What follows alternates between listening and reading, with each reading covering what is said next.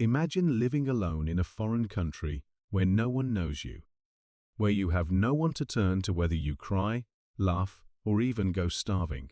But then you meet someone who becomes a very dependable and vital part of your life, only to wind up being the cause of your death. Welcome back to our channel, where we unearth some of the most spine-chilling real crime stories. Watch how a little fight combined with jealousy can turn a friend into a killer. Jessica Wongso, who left Indonesia, had big ambitions of starting a new life in the design industry. She moved to Sydney in Australia and enrolled in Billy Blue Design College. There, she met other Indonesian students, Honey, Vera, and Mirna. They quickly became friends, spending their time together studying and creating unforgettable memories. Their close-up fun selfies showed how happy these friends were with one another. But then something happened that enraged Jessica to the point where she decided to end her best friend's life.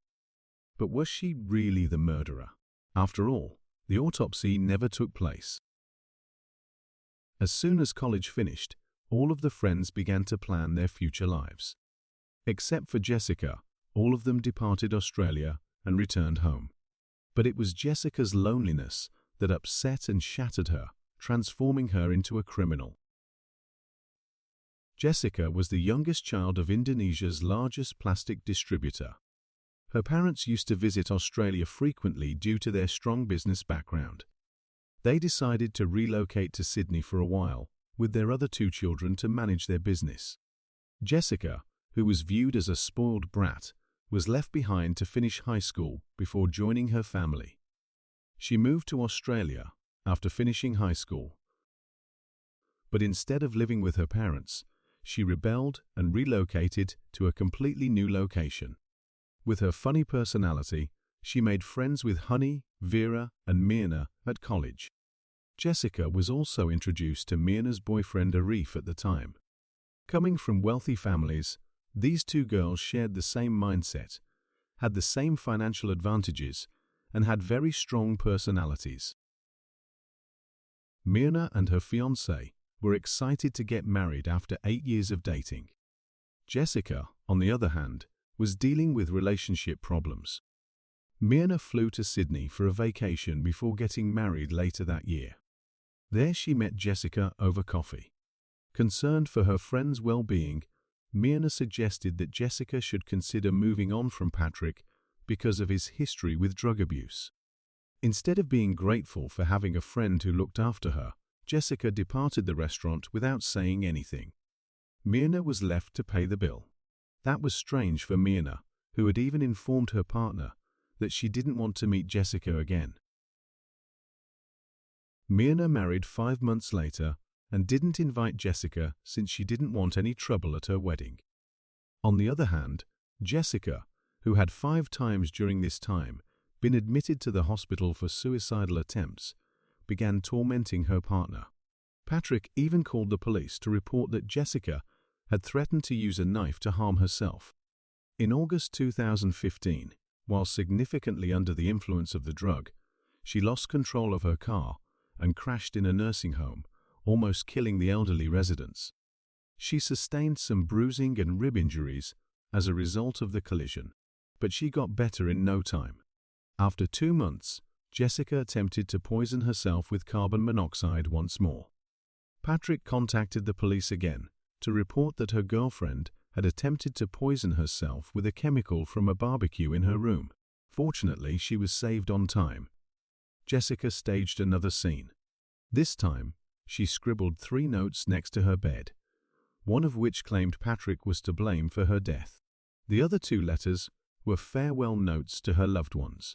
Patrick went to the police at the end of November and confessed that Jessica had shared some disturbing voice notes and texts with him. Patrick said that such texts were sent to scare him, and Jessica admitted to hurting herself once more. The police eventually gave him an urgent protection order. But that wasn't the only thing that made Jessica reconsider her choice.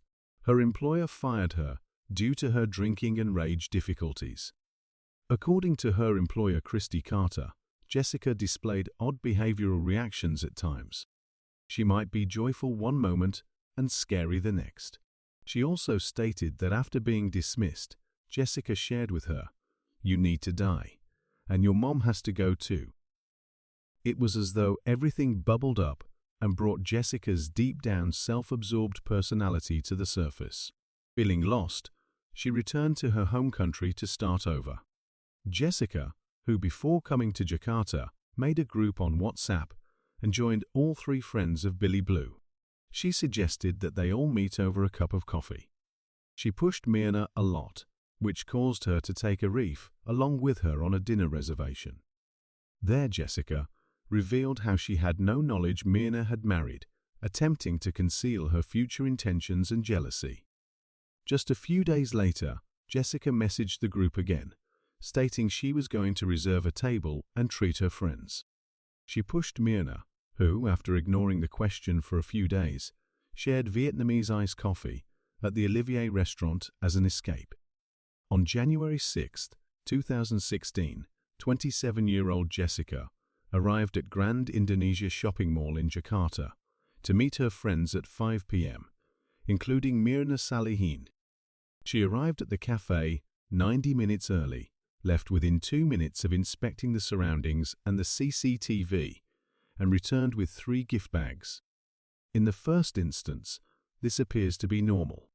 But in reality, she carefully places these bags so that the camera does not capture anything she does. Jessica had mentally planned out every stage of her heinous act. She returned a few minutes later and ordered 2 cocktails and the iced coffee. She waited till the waiter arrived and placed the coffee in the center. She then sat on the middle of the sofa set in the cafe, doing something suspicious while carefully observing her surroundings. Here's the thing with the iced coffee. Considering how it is made, you don't even need to touch it. This means that adding more sugar is not even a possibility. Myrna and Honey arrived 15 minutes late and hugged Jessica before they sat down and started drinking their coffee. Jessica, who had a burning desire inside her heart, didn't care about Honey's cocktail and instead addressed iced coffee to Myrna. At this point, she couldn't wait to see her dead. Myrna, who had a long-standing gut feeling about Jessica, gave in to her fate and took a sip. Just 2 minutes later, Myrna started feeling agitated and began to cough. The next minute, she collapses in her seat. Honey, who was sitting straight in front, began screaming for help. The cafe's manager raced in, contacted her crew, and even called the ambulance.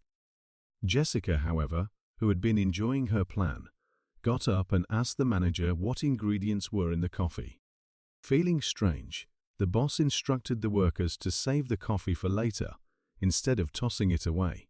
Myrna died even though the ambulance arrived and brought her to the hospital. In her final moments, she must have regretted her friendship with Jessica. Myrna had left this world despite the best efforts of the doctors and the prayers of her loved ones. The cafe owner gave the drink to the police, who published a report 3 days later detailing how the beverage contained cyanide. Jessica was under suspicion at this point, but an autopsy was needed. However, because of the rules, the doctor needed the family's authorization to do so. After numerous appeals, the family consented to the doctor to conduct an autopsy. Even while the results suggested that Myrna's stomach did contain some cyanide, the toxicological test revealed otherwise. However, her internal bleeding revealed the truth. Being in the spotlight, Jessica smiled at the camera, her eyes free of sadness or remorse. Hello Jessica, we're from Australian TV. Hi. How's the trial going? Yeah, it's been going okay, but I can't really say anything right now. I understand. Do you know who murdered Myrna? Do you have any ideas about who murdered No, I Myrna? have no clue. Even at the funeral, while everyone was seated in front of the casket, Jessica's face showed no reaction. In the end, Myrna's aunt blamed Jessica for the incident, making her leave the funeral. In terms of fact, the police were unable to check on Jessica on the same day Myrna died due to uncertainty and shock. To get away from her crime, Jessica even threw away her clothes with the help of her maid. However, if you watch the video, you'll notice Jessica doing nothing in the background. Nonetheless, The cops had the murder weapon, the coffee. Even though the question of how Jessica obtained such a fatal dose of cyanide arose, no one can disprove the reality after watching the CCTV recording. Jessica's access to the chemical was not difficult since Indonesian fishermen use cyanides to catch exotic fish as it puts them near the water's surface. There had been allegations that Arif dated Jessica before splitting up with her and meeting Myrna. That's another love triangle that popped up. But, given that Arif's meeting was limited to a few occasions, and that he lives in a distant place, it doesn't seem reasonable. Then there was the story that stated Arif was the murderer, promising the barista $10,000 in exchange for the life insurance money. Even Myrna's family refuted the claim, and Jessica's crime couldn't hide in the shadows. The case began to swing between Jessica and Arif at this time. To clarify, the Indonesian police contacted the Australian authorities for additional inquiry. Following the lead of Australia, the Indonesian government resolved not to prosecute Jessica under any circumstances. When authorities attempted to capture Jessica 3 weeks after the murder, she was not at home, but had checked into a hotel. Even after being arrested, she refused to confess to her crime. Following that, a psychological examination was conducted, which concluded that Jessica was an amorous narcissist.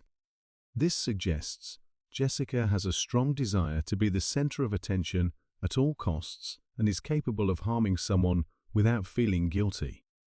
The lawsuit dragged on for months, with evidence being shown to the entire country on national television. Honey, one of their mutual friends, described hearing Jessica mumble "I'm sorry" after Myrna died on January 6. Jessica was charged with the murder of Myrna Salihin on June 15, 2016. Although the death penalty in Indonesia is carried out by firing squad, this was no longer an option. Although Jessica stated that the decision was unfair and that she would appeal, the world has already learned the truth. Now that we've shared this true crime story with you, let us know what murder case you'd like to hear about next. If you enjoyed our work, do like the video and subscribe to our channel. We'll see you in the next video.